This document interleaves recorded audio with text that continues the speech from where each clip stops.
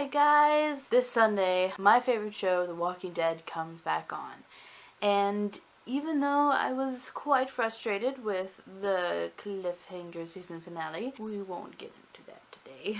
I am still very excited to talk about it. And the event that will be happening in this season premiere is one of the most iconic moments in the Walking Dead comic books. I've read it and it is crazy. I pretty much read all of the Walking Dead comics and they are really fun and really great, especially for a fan of the show who wants to get maybe a different take on a lot of the characters and a lot of the events that the show covers, because the show and the comics are quite a bit different.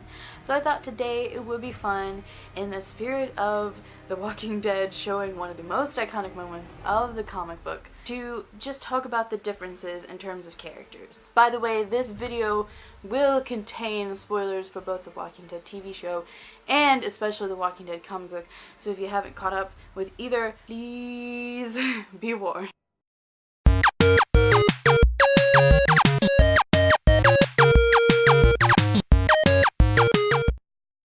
Now let's start by talking about the lead character, Rick Grimes. Now, Rick is a little bit different from his comic book counterpart.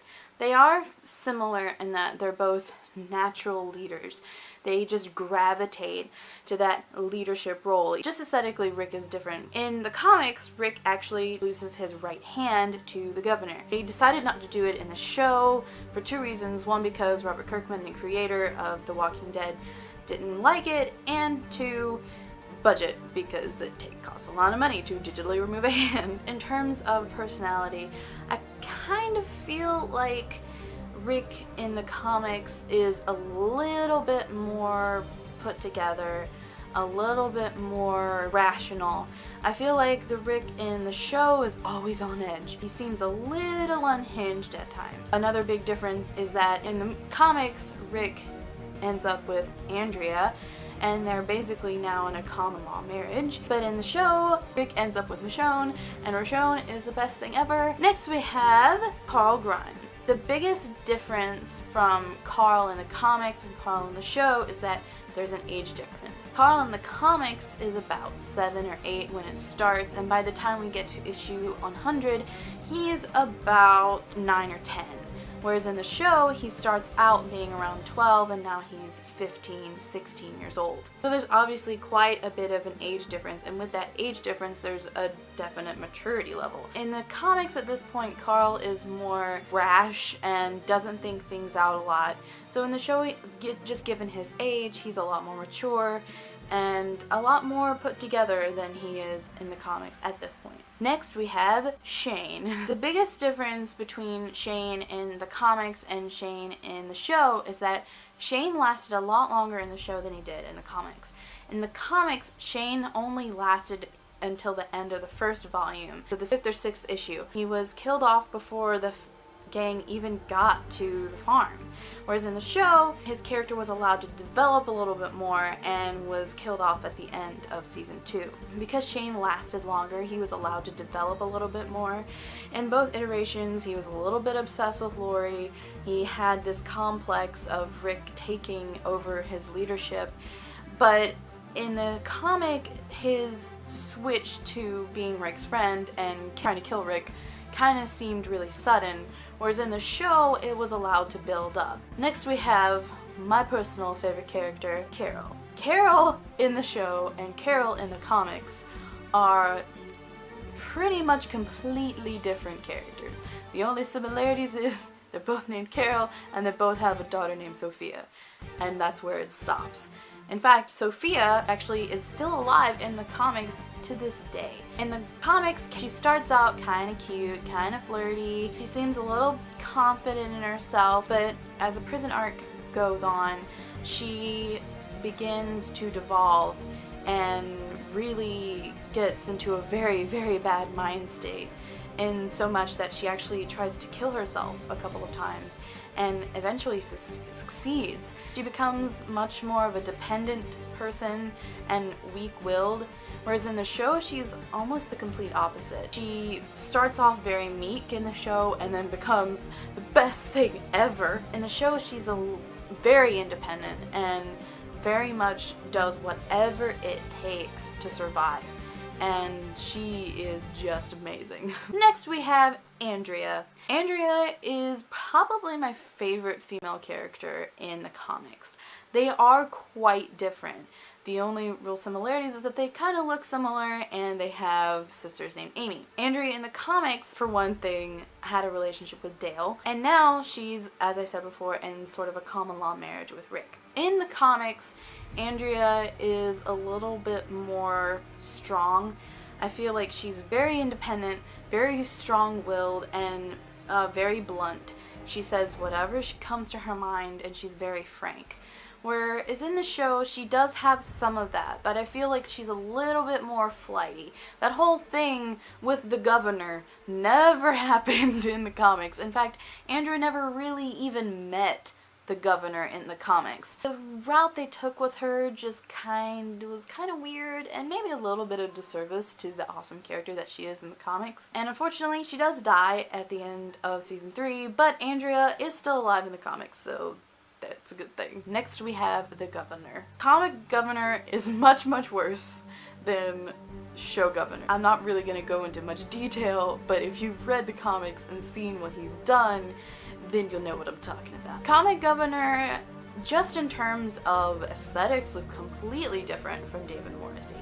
Comic governor seems more obviously evil. You just look at him and like, yeah, he looks like a bad guy. His villainy is much more apparent. It doesn't take very long for us to find out that he's a bad guy. Whereas in the show, he's a little bit more subtle with it. He does take his time in showing how much of a bad guy he is. Show governor is a little bit more smarmy, a little bit more charming, whereas comic governor is just scary. Next we have Michonne, who is one of my favorite characters because she is awesome. Show Michonne and comic Michonne are very similar. They probably, just in terms of aesthetics, look the most alike. They're both really stalwart, both really strong, independent, survivalist characters. I feel like in the comics that Michonne is a little bit more cold. She still seems a little inscrutable. She's still a little hard to read sometimes. She dated Tyrese, Morgan, and Ezekiel, who is an upcoming character in the show, and I'm so excited to see him. All those relationships ended very badly for her. So I feel like that has kind of taken a toll on her a little bit. Her show version is a little more warm. She seems to open up a lot more. The show actually giving her time to develop as a character before putting her in a relationship, which they didn't do in the comics. She just immediately showed up and was bam in a relationship with Tyrese. Allowed her to become more of her own character instead of a device for another character. Speaking of Tyrese, in the comics Tyrese comes in between the group leaving Atlanta and the group getting to the barn. So he's there a lot earlier than he is in the show, where he comes in the middle of season 3. Comic book Tyrese is a lot more tough, a lot more masculine, and he fills that role that Shane left behind in the comics of being Rick's right-hand man. In the comics, Tyrese actually died the same way Herschel died in the show. In the show, Tyrese lasted a good bit longer. In the show, Tyrese seems more of like the gentle giant. He is the moral compass. He is the humanitarian. He doesn't seem quite as tough. He is a very strong, physically strong person, but he isn't that hyper-masculine NFL character that Tyrese in the comics is. Next is Maggie. Maggie is similar in that both iterations she's very spunky, very outspoken. In the comics, she seems more of a motherly type character who takes on quote-unquote female roles. She is Sophia's adopted mother after Carol dies. Instead of going out and actually participating in killing zombies or defending Alexandria, she's more inside the house taking care of Sophia. In the show, Maggie is already very strong and very independent and goes right out there with everyone else, even when she's pregnant. Next is Herschel. Herschel in the show and Herschel in the comics are pretty different. Herschel in the comics is much more of a crotchety old man. He's very grumpy, very crass, and a little bit racist. Both characters die at the prison, but in different times. Herschel in the comics dies on the onslaught on the prison by the governor. Herschel in the show dies the same way Tyrese does in the comics, with him being beheaded. Herschel in the show is much more of an amalgamation of comic Herschel, comic Dale, and a character in the comics named Alan, who you don't really see in the show. He becomes much more of a grandfatherly, sweet, very caring figure, and he's not really a racist, so that's good. Next is Dale. Dale is pretty similar in both iterations, but the biggest difference is Dale lasts a lot longer in the comics than he does in the show. In the comics, Dale is actually killed by the hunters, and he has the same death, essentially, that Bob does in the show. He's a little bit more grumpy, a little more crotchety. Dale in the show is very kind, very sweet, but you never really got the sense that he was all that strong of a person, just physically. He dies at the farm, which was super sad. I cried a lot. Next we have Glenn. Of all these characters that I'm talking about, he's probably the most similar from the comic to the show. They're both very sweet, very gentle. In terms of the comics, I think Glenn is maybe a little bit more upbeat, a little bit more optimistic, whereas in the show he's a little bit more serious. But other than that, they're really similar. Lastly, we have everyone's favorite character, Laurie. Laurie in the show and Laurie in the comics are both characters that aren't really well loved, well thought of. I prefer the comic book version of Laurie to the show version of Laurie. They die very differently. Laurie actually is able to live a little bit longer in the comics. She gives birth to Judith and survives, but then they are both killed on the onslaught on the prison. That was really horrific and bad.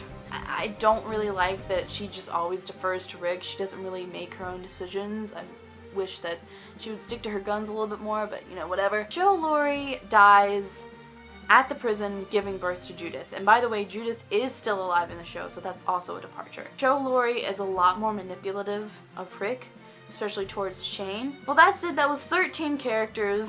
I'm super excited for this season to come, and I'm very anxious and scared to see who actually gets the bat. Negan is super terrifying, and if you thought the governor was bad, Governor ain't got nothing on Negan. I really hope you enjoyed the video. Please let me know in the comments what you think about the show, what you think about the comics if you've read them. Please make sure to like, comment, and subscribe, and follow me on Twitter. And I will see you next week with a spooky brand new video. Ooh, bye! Number 9 is Robert Callahan from Big Hero 6. Disney has a problem with a lot of their villains in that a lot of their motivations are very cliche, very boring, and a lot of the times their villains just turn out to be really bland. And that's the case, I feel, with Robert Callahan. He definitely killed Hero's brother. That's really crappy. But he's just kind of boring. He's just kind of there. He looks cool, and he can definitely do some cool stuff. The motivation is just kind of played out, and in the end he was just kind of there. The villain is definitely not a strength of Big Hero 6.